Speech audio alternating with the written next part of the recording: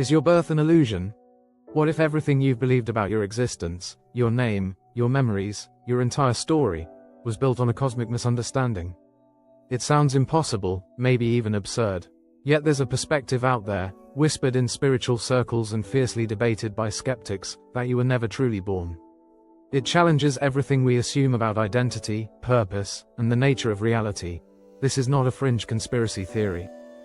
It's a claim rooted in ancient wisdom and echoed by modern voices like John Wheeler, a teacher in the realm of non-duality. According to such teachings, the separate self you hold so close is not what you think it is. The idea is electrifying, but it also raises burning questions. If I was never really born, then what exactly am I? How do I live my life without a story of me? These questions have fueled controversies for years, with some people finding genuine liberation and others worrying about losing themselves. Before you shrug it off, consider that your mind might be playing tricks on you. Listen closely, because what you're about to discover could flip your world upside down, and at the same time, it might open the door to a startling kind of freedom you never imagined possible. The hidden illusion of self. From the day we arrive in this world, everyone around us insists we're a separate individual. You have a name, a birthday, a unique body, and a personal history.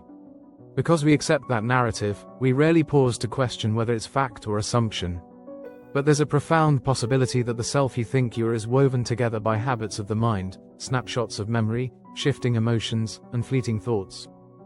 When you think of yourself, you probably envision a timeline. I was born at this point, I grew up, I changed over time, and eventually, I'll die. It feels unshakable, yet here's the catch. If you examine each moment with microscopic attention, you'll see that every sensation you call me is in flux. Your body doesn't stay the same from year to year. Your feelings, opinions, and ambitions today may differ entirely from those you had a decade ago. If something is always changing, can it be the core of who you are? This is where we meet an ancient metaphor, the wave and the ocean. Each wave on the surface appears separate, a single crest rising above the water's surface. But does a wave truly stand apart from the ocean, or is it just one movement of the entire sea?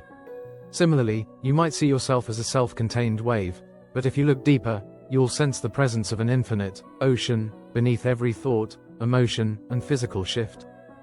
Some call that ocean consciousness or awareness.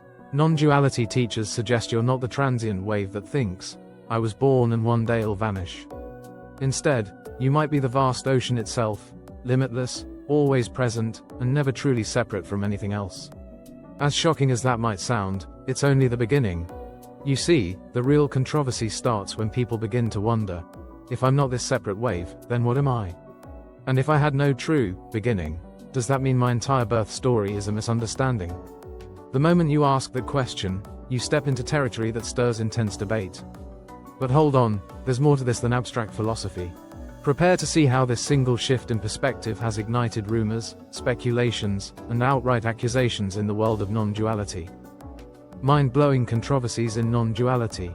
Non-duality isn't an obscure little corner of spiritual thought anymore. It's created waves across podcasts, YouTube channels, retreats, and even psychology forums. Some enthusiasts call it the most liberating discovery a human being can make. Critics call it escapism, claiming it denies personal responsibility. Others go further and accuse certain groups of twisting non-duality into a manipulative practice, like a hidden mechanism for bypassing real-life problems or encouraging blind devotion. So why all the drama? It stems from the radical claim that your usual idea of self, this person who was born, who struggles, who dreams, and who will eventually die, might be a mental construct. For some, this sounds like an invitation to stop caring about anything. They worry that if we see there's no me, we'll shirk real-world responsibilities, ghost our loved ones, or act like moral rules no longer apply. Detractors say, this is dangerous. It could become a cult-like mentality where people feel free to do anything they want, unburdened by consequences. Then there are teachers like John Wheeler who argue that this teaching does not remove compassion or accountability. Instead, they insist that recognizing the nature of awareness can make you more empathetic. You realize you're not a solitary wave but part of one ocean, so how can you not care about the well-being of others? Disagreements get heated, and controversies bubble up fast. One reason for the tension is that being unborn can sound reckless. After all, society is built around the notion of I was born on this date. I have this identity. We celebrate birthdays. We track our age. We measure success by how far we've come since we emerged into the world. If that entire framework is questionable, people start to panic. You're telling me my entire life story isn't real? That might be the biggest con ever invented. And that's why so many voices clash. For every person claiming they've uncovered ultimate peace, there's another warning. It's a slippery slope to confusion or passivity. Love it or hate it, the idea keeps haunting anyone who hears it. So let's get right to the main event. Were you ever truly born? Were you ever truly born? Stop for a moment and imagine looking at a photograph of yourself as a newborn. Perhaps you have little recollection of that day aside from stories your parents or guardians told you. Sure, there's a birth certificate, pictures, or maybe even a short video. For decades, you've accepted. That's me, right there, my first moment on Earth. But let's peel away the layers. Your body is a living, changing process. Cells replace themselves. Thoughts continuously shift. Even your personality isn't static. It's been shaped by circumstances, environment, choices, and chance. What remains the same from that infant in the photo to the person you are now? Are you really the same entity as that newborn, or is it a convenient storyline that helps you navigate daily life? Non-dual teachings say the unchanging factor isn't a body or a mind. It's the awareness in which every version of you arises. That awareness didn't show up on the date printed on your birth certificate. It wasn't conjured the moment your parents held you for the first time. In these teachings, awareness is timeless. It precedes any notion of beginning or end. If that's the case, the notion of, I was born on March 12th at 2:34 a.m., points to a physical event, your body's entry into the world. But the deeper truth, they say, is that you are the witnessing presence in which that body and its entire life story unfold. That presence didn't get created. It was simply there, wordless and boundless, before you had language to label it. Me. Sound confusing? Let's take the wave and ocean analogy again. If the wave is your fleeting identity, complete with a name and a birthday, then the ocean is the infinite awareness that has never been confined to time. By that standard, yes, your wave-like form had a starting point and will eventually fizzle out. But the ocean, it has no birthday. It's simply been here, swirling and moving. This explosive realization prompts even more questions. If I was never truly born, does that mean I can't really die? Why do I remember being a kid if that's just a mask? What about the ego that feels so real inside my head? Keep going. This is precisely where the ego's grand illusion gets exposed. Exposing the ego's tricks. The ego has been called many names throughout history. The false self, the phantom, I, the mental narrator. It's that voice constantly labeling everything. I like this.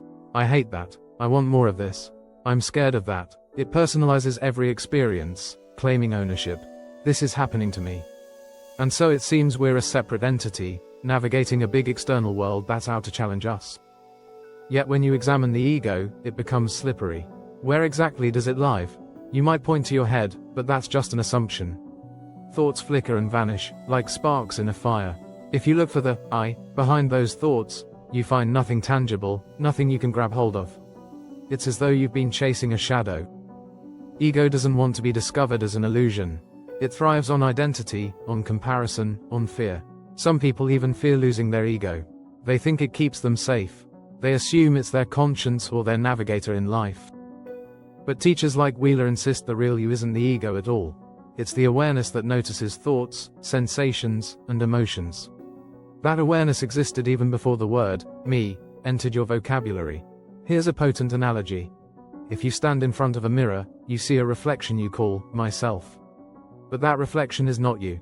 It's merely a projection shaped by light and angles. The ego is similar, a mental reflection shaped by beliefs, conditioning, and memory. Realizing this feels both liberating and unsettling. You might ask, if I'm not that reflection, then who am I? That's precisely the question that cracks the ego's foundation.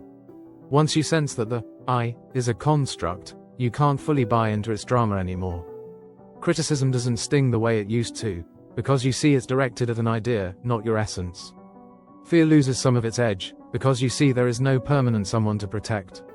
And all that might sound like a massive relief, yet it also brings up serious anxieties for some. What if you let go of your ego and everything goes haywire? What if it's your ego that keeps you responsible, moral, or driven to succeed? These fears lead to the next big confrontation: the shocking consequences of seeing through the illusion of self. The shocking consequences of seeing through the illusion. Let's be blunt. The notion, "I am not who I think I am," can produce a tidal wave of emotions. Wonder, excitement, terror, confusion. It's all possible. People often worry they'll lose their sense of purpose. If the separate self isn't real, they ask, why bother chasing dreams, maintaining relationships, or even getting out of bed? Yet ironically, many who explore non-duality in depth report the opposite effect. They claim to feel more alive, creative, and genuinely compassionate than ever before. How could that be? According to these teachings, when the false self dissolves, or is at least seen through, what remains is a fresh, direct engagement with life. The worry-laden background chatter, that mental checklist always asking, "What does this mean for me?" starts to fade. In its place, there can be a simple joy in action. You do what needs to be done, but without the same burden of self-centric fear or ambition. Of course, not everyone agrees on how this shift plays out. Some interpret no self in a way that leads them to withdraw from society. They may believe nothing matters anymore because everything is an illusion. Critics argue this is spiritual bypassing, using lofty concepts to dodge real emotional or practical issues.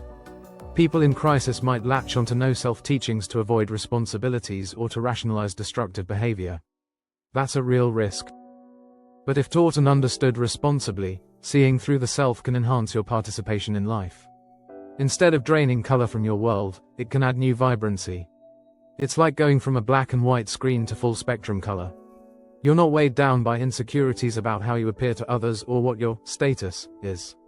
You might even become kinder, because you see that there's no rigid boundary between you and everyone else. Still, the controversies keep mounting. Many ask, how can the notion of being unborn be anything but escapist fantasy? After all, isn't ignoring your birth and eventual demise just dodging reality? Others worry about mental health implications. And so we arrive at the next puzzle. Does living without a separate self push you to the brink of delusion, or does it help you meet reality more honestly? When being unborn collides with real-world skeptics, let's tackle some real-world concerns. Therapists and psychiatrists sometimes encounter clients dabbling in non-duality teachings who are struggling with depression or anxiety. A key accusation surfaces: you're telling people they don't exist as individuals. Isn't that just fueling dissociation or a break from reality? Critics fear that might be dangerous for anyone teetering on the edge, especially if they interpret "you're not real" in a literal or nihilistic way. Some non-duality circles have also faced allegations of manipulative tactics. Certain gurus or group leaders have twisted the teaching to maintain power or discourage questioning. Stories circulate of people giving up their possessions, relationships, and rational thinking, all in the name of pursuing no self. That's where the cult accusations arise. Indeed, any powerful idea can be misused if it's not balanced with discernment. On the other hand, supporters argue that genuine non-duality, including the notion of being unborn, doesn't isolate you from the world. Instead, it removes the rigid mental barriers that keep you locked in your personal bubble. Teachers often say, if you realize you're the ocean, you care for every wave, not just this one. That can inspire deeper empathy, not less. So who's right? Does unborn awareness help people become more compassionate? Or does it risk encouraging them to float off into some fantasy land? The truth might lie in how these teachings are understood and applied. When approached with clarity, humility, and respect for mental well-being, the perspective of no birth, no death can alleviate existential fears rather than feed them. But it demands a willingness to question everything. That's the final sticking point, and also the biggest draw. What if you dare to look directly at the idea that you're awareness itself, with no true beginning? Could that vantage point free you from crippling worries, or will it destroy your sense of who you are? Let's bring it all together and see how it might change your life in the here and now. Living without a separate self. Fears versus freedom. Picture a life where the voice in your head that constantly narrates, compares, and criticizes is seen for what it is: background chatter. Suddenly, decisions unfold with less internal friction. Emotions still come, but they move through you without building permanent walls of resentment or shame. You can still have relationships, careers, and ambitions, yet without the relentless anxiety of preserving some mental image of who you must be. Understandably, many people recoil at the thought, worried they'll become apathetic or lose personal accountability. But let's break the fear down. Accountability doesn't vanish just because you see that your identity is a cluster of shifting processes. If anything, accountability expands. You sense a deeper connection with all life. You might feel more motivated to act with kindness, not less. Another fear is the loss of meaning. Humans tend to define themselves by their stories. We say, I am this person, I accomplished these things, I have these memories, therefore, I have meaning. If the personal story isn't the real bedrock of existence, where does meaning come from? Non-dual perspectives point to direct experience in the present moment, unburdened by past or future. There's an aliveness in simply being aware, and that aliveness is inherently meaningful. These insights might seem lofty or intangible, but consider how many of your day-to-day worries revolve around defending a certain image, proving yourself, or dreading failure. Now imagine, even briefly, what it would be like to watch all those concerns drift by without hooking you. You'd still function, you'd still pay bills, raise children, create art, or solve complex problems. The difference is, you'd do it without the persistent anxiety of, am I enough? That's where the real freedom lies. You don't become a robot.